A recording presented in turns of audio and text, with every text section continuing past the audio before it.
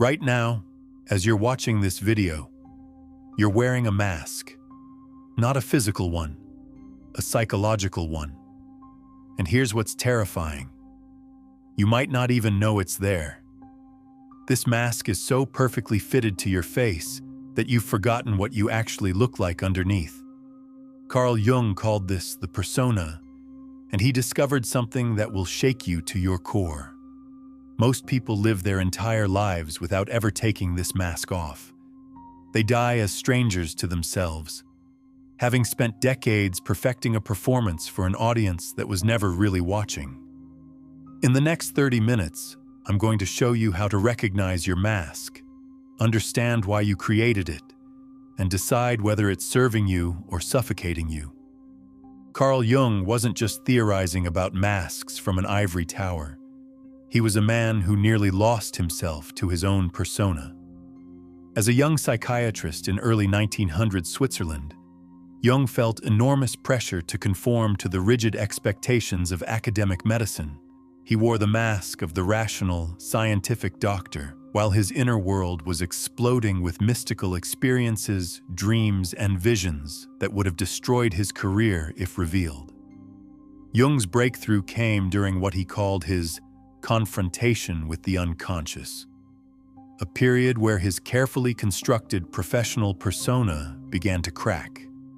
Instead of running from this breakdown, he studied it. He realized that the mask he'd been wearing wasn't just hiding his true self from others. It was hiding his true self from himself. This led to one of psychology's most profound insights. We all wear masks, and these masks serve a crucial function in society. But when we become too identified with our masks, we lose touch with our authentic selves. Jung discovered that the journey to psychological wholeness requires recognizing our personas, understanding their purpose, and learning to take them off when appropriate. Let me ask you something that might make you uncomfortable. Who are you when nobody's watching? Most people can't answer this question because they've never met that person. They've been wearing their persona for so long that they've forgotten there's anyone underneath. The persona isn't evil or fake. It's actually a brilliant psychological adaptation. Think of it as your social operating system, the interface between your inner world and the external demands of society. Just like you wouldn't show up to a job interview in pajamas, you don't show up to social situations with your raw, unfiltered psyche. The professional persona. You might be naturally disorganized and creative, but your work persona is structured, reliable, and speaks in corporate buzzwords. You've learned to suppress your spontaneous nature because success requires predictability. The family persona. Perhaps you're the responsible one in your family. You've worn this mask for so long that you can't remember the last time you made a decision based purely on what you wanted, rather than what was expected of you. The social persona. Maybe you're naturally introverted, but you've developed an extroverted social mask because being quiet is often misinterpreted as being unfriendly or uninteresting. Here's what Jung realized. These masks aren't inherently problematic. The problem arises when we become unconscious of them. When we forget we're wearing a mask, we start to believe the mask is who we really are. Jung used the metaphor of an actor who becomes so identified with their role that they forget their real name.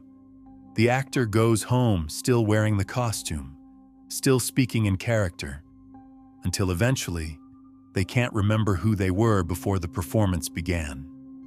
The persona is simultaneously our greatest social tool and our greatest psychological trap. Let me show you how. How personas help us. Social lubrication. Your persona allows you to function smoothly in different social contexts. You can be professional at work, playful with friends, and nurturing with family. This flexibility is a sign of psychological health. Protection. Your persona shields your vulnerable, authentic self from judgment, rejection, and social consequences.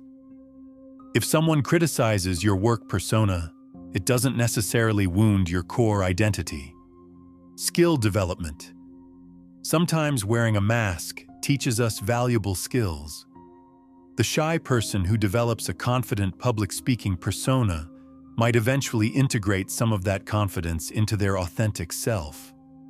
Social contribution. Your persona allows you to fulfill important social roles.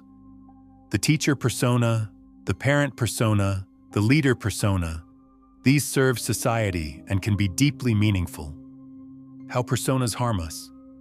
Identity confusion. When you've worn a mask for years, you might not know where the persona ends and you begin. You start making life decisions based on what your persona would do, not what you actually want. Exhaustion. Maintaining a persona requires constant energy.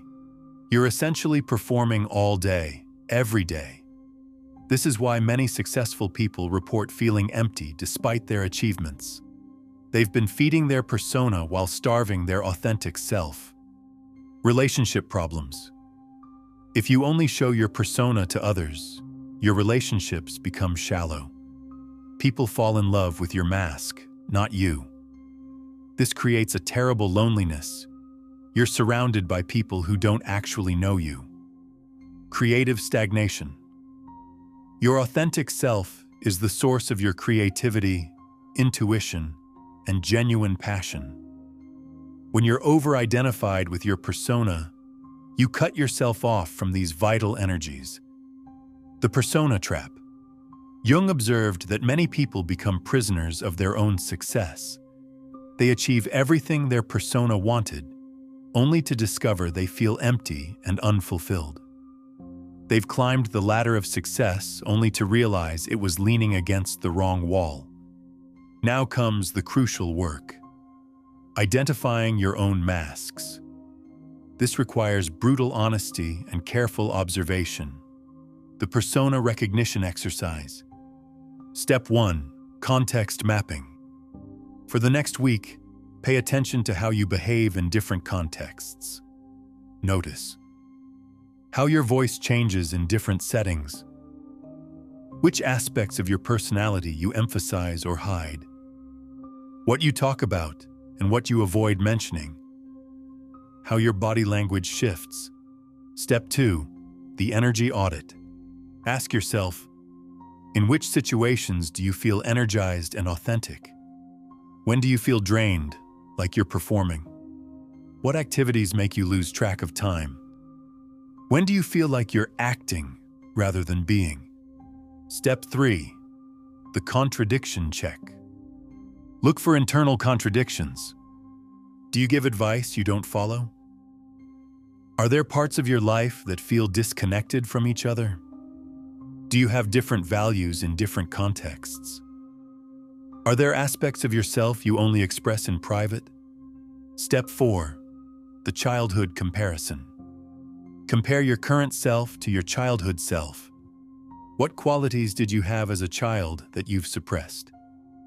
What did you naturally gravitate toward before social conditioning took hold? What dreams or interests did you abandon to fit in? The mirror exercise. Stand in front of a mirror and ask, who would I be if I didn't care what anyone thought? Notice what comes up. This isn't about becoming reckless or inconsiderate. It's about identifying the authentic impulses you've been suppressing. Warning signs of persona over-identification.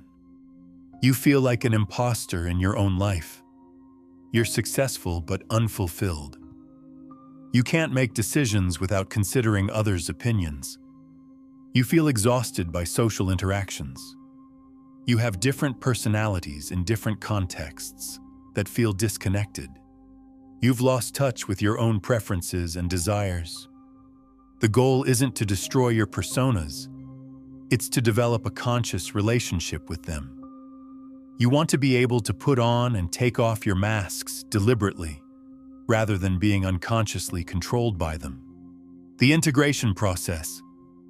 Conscious persona use. Start viewing your personas as tools rather than identities. Before entering a social situation, consciously choose which aspects of yourself to emphasize. This transforms unconscious performance into conscious adaptation. Authentic moments. Create spaces in your life where you can drop all personas. This might be through journaling, meditation, creative expression, or time in nature. These moments allow your authentic self to breathe and express itself. Gradual revelation. Begin sharing small aspects of your authentic self in safe relationships. You don't need to dramatically unmask yourself all at once. Start with trusted friends or family members and gradually become more genuine. Values alignment. Ensure your personas align with your core values. If your work persona requires you to act against your fundamental beliefs, this creates psychological conflict that will eventually demand resolution. The permission practice. Give yourself permission to be imperfect, to have needs, to say no, to be different from others' expectations. Your authentic self includes flaws, quirks, and contradictions, and that's what makes you human. Persona flexibility. Develop multiple authentic personas rather than one rigid mask. You can be genuinely professional at work and genuinely playful with friends without feeling fragmented, as long as both expressions feel true to you. The ultimate question. Regularly ask yourself, am I living my life or performing it? This simple question can serve as a compass, guiding you back to authenticity when you notice you've become too identified with your masks. Here's your challenge. For the next 7 days, practice the persona recognition exercise. Pay attention to when you feel most and least authentic. Notice the masks you wear and ask yourself whether they're serving you or controlling you. Remember, the goal isn't to eliminate your personas, it's to develop a conscious relationship with them. Your masks can be beautiful, useful tools when you choose to wear them, but they become prisons when you forget you can take them off. If this exploration into Jung's concept of the persona opened your eyes to the masks you've been wearing, hit that like button and subscribe for more deep dives into the psychology that shapes our lives. Next week, we're exploring Viktor Frankl's revolutionary approach to finding meaning in suffering, how to transform your worst experiences into your greatest strengths. The most courageous thing you can do is to meet yourself without your masks. Behind every persona lies a unique, irreplaceable human being. The world doesn't need another perfect performance. It needs your authentic contribution. Take off the mask, even if just for a moment, and remember who you really are.